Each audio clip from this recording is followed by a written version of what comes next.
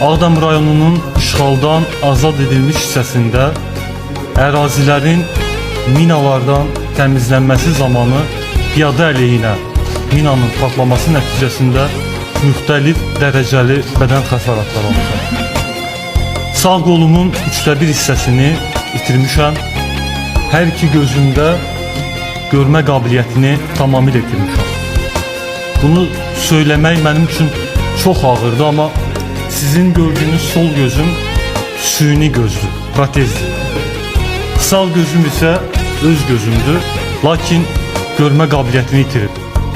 Hal-hazırda bütün müalicələr sağ gözümün üzərində gedir. Hər gün səhər mənim üçün günəş doğmur.